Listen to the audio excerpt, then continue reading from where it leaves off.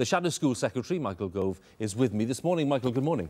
Good morning, Hugh. Hi. Good to see you. Thank you very much for coming in. Dumbed down in what way? Well, all I'm doing is reflecting what employers and what universities are telling us. I think it's important to recognise that young people are working harder than ever before, and we should celebrate their achievements. But it's also the case that the exam system and the league tables need to work harder on their behalf. If you talk to universities, for example, the very best universities say that there are particular combinations of A-levels that they won't accept. In effect, they're saying that there are some A-levels which are better than others. And yet the government's own system, the league table system, awards equal value to every A-level.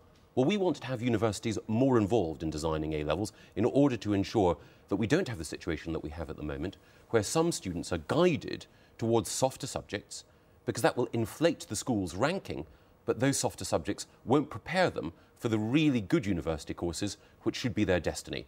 That's one of the changes we'd like to make.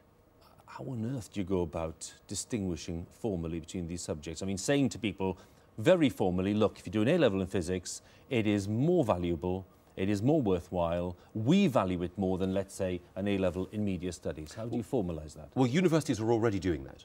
If you look at what universities like Oxford, Cambridge, LSE and the very best are doing at the moment, then they're already making those distinctions. If you look, for example, at Oxford, the number of students it's taking who've got further maths A-level is greater than the number who have a whole string of other softer A-levels combined. They're clearly already discriminating. And the problem that we have at the moment is not that the situation is perfect and that we shouldn't meddle with it. The situation that we have at the moment is flawed, and it's a situation which leads students, particularly in weaker schools and particularly from poorer backgrounds, to be led into making choices which are not good for them. But there are other changes that we would like to make as well. We also want to change the league tables for GCSEs. At the moment, schools are measured on the percentage of students that they can get who can get 5 passes at C level or above. What that means is that there's a disproportionate focus on those students who are on the borderline between a D pass and a C pass. Get those students over the hurdle, get them to a C pass, and then your school is considered to be okay. But what that means is that the truly brightest students aren't being stretched because there's no emphasis on getting people from a B to an A or an A to an A star. And what's even worse, in my view, is that those weaker students who could really benefit from extra care and attention aren't focused on either. So what do you do? Well, we believe that it's right that you should have something closer to a points system, so that there are a set number of points for an A star, fewer for an A, and so on, so that the effort of all is rewarded and schools genuinely get credited and recognised for doing well. It's a big change. They are big changes, but we believe it's important to make these changes because league tables themselves are important. They've been discredited under this government, but they do serve a very useful purpose. One of the things I've found as education spokesman is that the people who are most in favour of league tables are parents in poorer areas who want to know where the really good schools are, and also, crucially, head teachers and senior leaders in schools in poorer areas that are doing brilliantly. In the past, when we didn't have this information about performance, they would have been written off as sink schools because they were in those poor areas. But now, their performance means that they can be hailed as beacons, and we can learn from them. The truly important thing that we all need to do is to recognise that league tables have generated those benefits, but those benefits have been skewed and undermined by what's been happening in the last few years, by the corrosion of that system. Understood. So we need to reform it. Understood.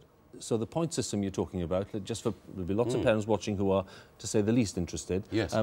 You're going to do this. It's not just some kind of great scheme you're talking about, some plan. You're going to do this as a government if you get into power. We need to make changes, and we're working with Professor Sir Richard Sykes, who was the rector of Imperial College, one of Britain's best universities, and he's been very happy to work with us, and we've been benefiting hugely from his insights on how we can transform both our exam system and also prepare people better for university.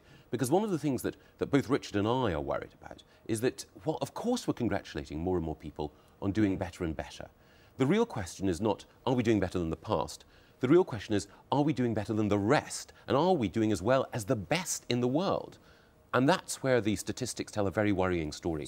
Because if you look, and these facts are crucial, Hugh, if you look at what's been happening over the last 10 years, we've moved from being 4th in the world for science to 14th, 7th in the world for literacy to 17th, and 8th in the world for mathematics to 24th. We've got to arrest that decline. Understood. I just want to make this absolutely clear. The point system is something you are committed to legislating to bring in. We're going to change the way that league tables operate. This, we believe, With the is the point best system. This, we believe, is the best way of doing it. So you're not but the totally committed to it? Well, the crucial thing, as ever, is that with all the proposals that we bring forward, we want to work in partnership with parents and teachers. So we want to hear their views.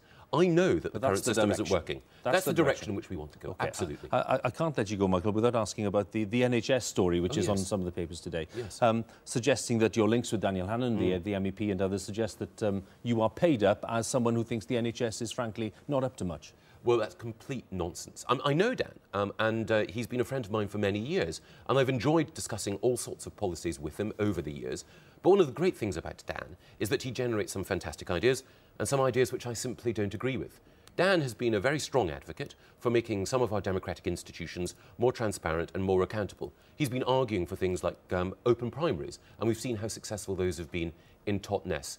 So in that respect, I value some of the insights that Dan has brought, but I emphatically don't agree with him on the NHS. I'm one of the people in the Shadow Cabinet who has been arguing that we should make health spending our #1 commitment, and we've made a commitment to ring-fence health spending, which Labour haven't made.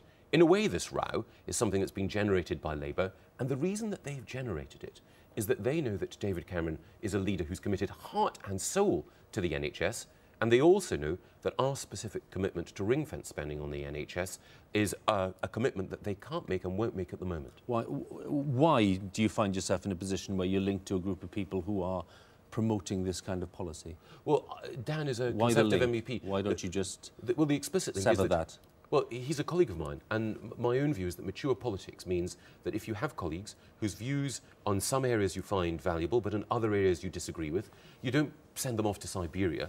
What you do is where you agree, make common cause, and where you disagree, make that clear and challenge them to change their views. Because you do have colleagues who don't think much of the NHS, that's clear. Well, there are one or two colleagues who have a view on the NHS which I don't share, but what's striking about David Cameron is the way in which he's made the Conservative Party the party of the NHS in a way that we've never been before. And I think people understand, both from David's life experience, but also because of the sort of Conservative that he is, that the NHS isn't just safe in his hands, that he is passionately committed to improving it, and he understands the spirit that animates health professionals.